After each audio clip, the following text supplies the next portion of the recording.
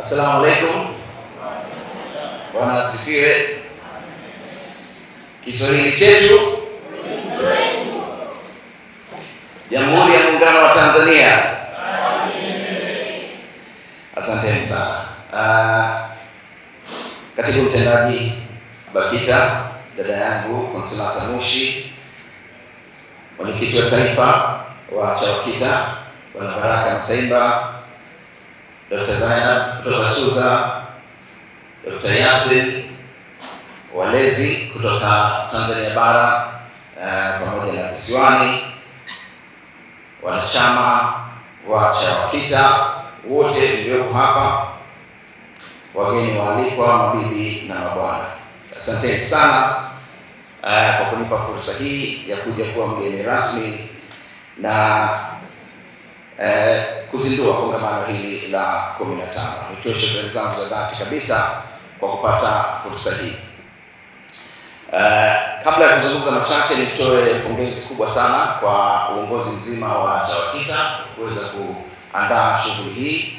Naomba tujipigie makofi. Nasema hivi kwa sababu napata faraja kubwa sana kuona kwamba lugha yetu adimu na adhimu iko katika mikono salama inaposhikiliwa na wanafunzi wetu wa vyuo vikuu. Kwa hiyo nashukuru sana hilo. Vile vile nishukuru uongozi wa MUM, na vile vile nitoe pongezi za dhati kabisa. Nimesikia katika diwani hizo ambazo tutazizindua hapo baadaye kwa uandishi, kwa sababu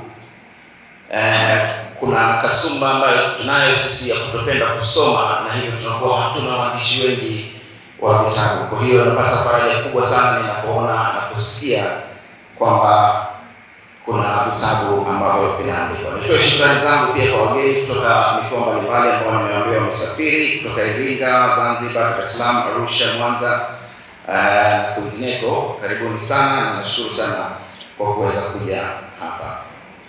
Mimi ni mwandishi wa habari na sio mwanasiasa, kwa hiyo huwa sipendi kuzungumza sana, ingawa mguu wangu mmoja naona kama unaelekea kwenye siasa, na pengine siku za hivi karibuni tunaweza tukajikuta tunafanya vitu vingine. Lakini nianze kuzungumzia mada ya kongamano hili kwamba lugha yetu kama bidhaa.